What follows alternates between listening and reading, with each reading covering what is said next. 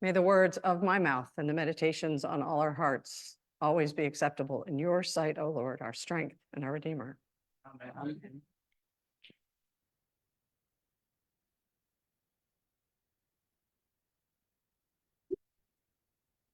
You might recall that 2 weeks ago, I preached a sermon about waiting. I gave lots of examples in different phases of life about our experience of waiting. And while it was not in my prepared remarks, I found myself talking about my 92-year-old mother. I talked about her being prepared to meet Jesus and how she's been waiting for years with ups and downs in her health to take her last breath.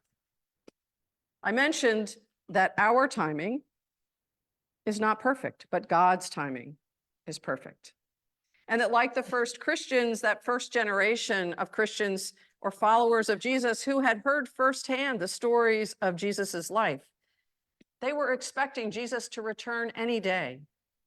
But in spite of waiting, Jesus hadn't returned and still hasn't returned 2,000 years later. And so, my friends, in this Advent season, we are still waiting for Jesus to come again. And that my final statement on that day was in my sermon, God's timing is perfect. Well, this week, God's timing was perfect. And then last week, or the week before my sermon, Dawn preached a sermon, and it was entitled, God Will Show the Way. You might remember that she shared the story of Bayard Ruskin, who organized the March on Washington in 1963, where the Reverend Dr. Martin Luther King shared his dream after Mahalia Jackson whispered to him from behind, "Tell them about your dream, Martin. Tell them about your dream." Ruskin and King both listened as God showed them the way. Something happening behind me?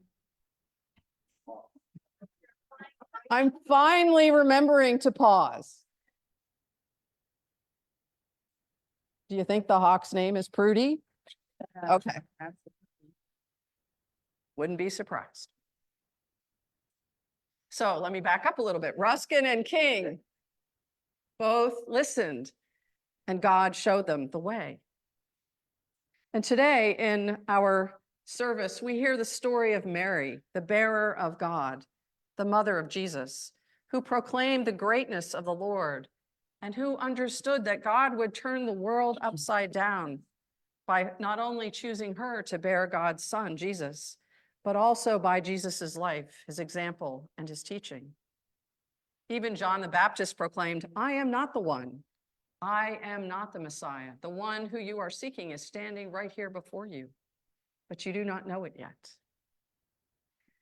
And so thinking about this week and what I was going to say today, I thought these three messages are integral in the story I'm about to share with you. First, God's timing is perfect. How many of you were driving on 270 last Monday morning, going north? If you weren't, I'll share my experience with you. The freeway was being closed down between Rockville and Gaithersburg. There was a 10-car accident. Every single lane had to get off at the exit that I was trying to get off at.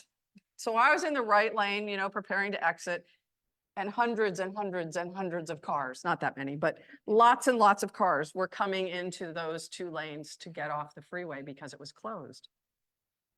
So I was at a stop, not going anywhere, trying to get to work.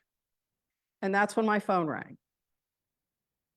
It was the hospice nurse, Erica, who told me that my mother was actively dying.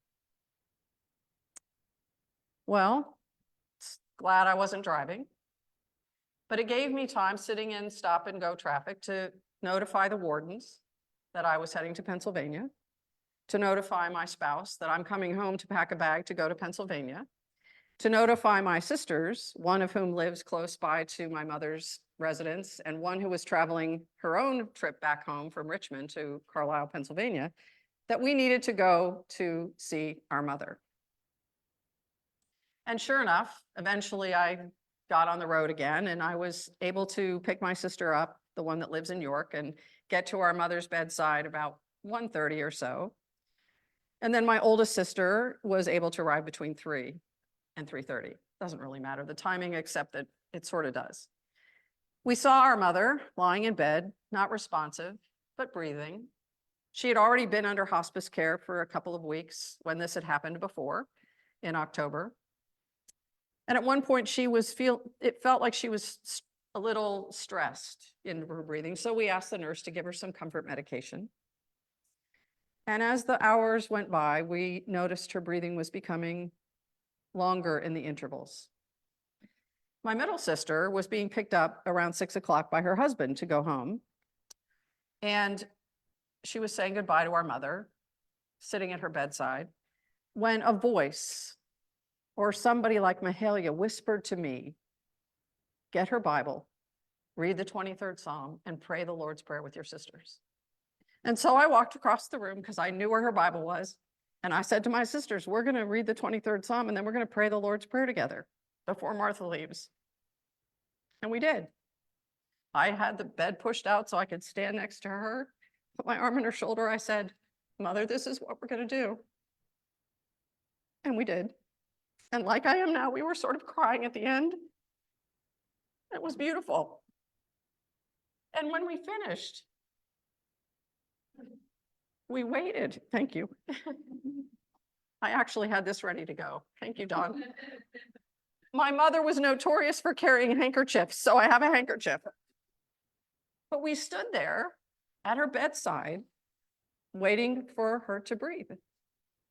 And my friends, she didn't. And it was the most amazing, peaceful, beautiful experience. If she could have scripted it, it would have gone exactly like that. And I told you about the See's candy. This isn't in my script. But the See's candy was in her drawer, and I was telling my sisters how great my visit was with her just 3 days earlier. I said, maybe we should have some candy while we wait. This was before the Lord's Prayer. And then I said, no, we probably shouldn't, because if she comes out of it like she did the last time, she's going to wonder where those 3 pieces of candy went. So after we realized that she wasn't, we waited a long time before we went and got the nurse, and the nurses came and everything was declared. My sister said, I think we should have some chocolate. So we pulled out the box of candy and we toasted our mother with some chocolate. And it was amazing. She was 92. She lived an incredible life.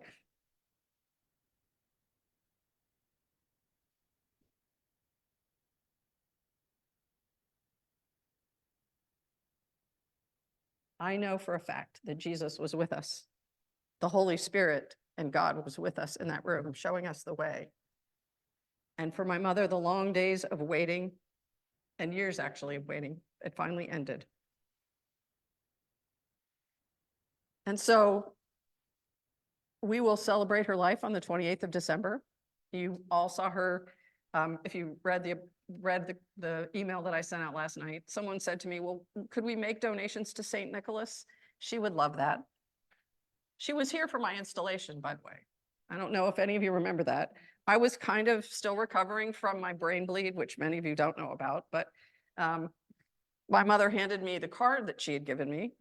And apparently I was in such a fog that I threw out her card and a card from somebody else, because my mother said to me later, what happened to that check I gave you? And I said, whoops, I think I threw out your card too.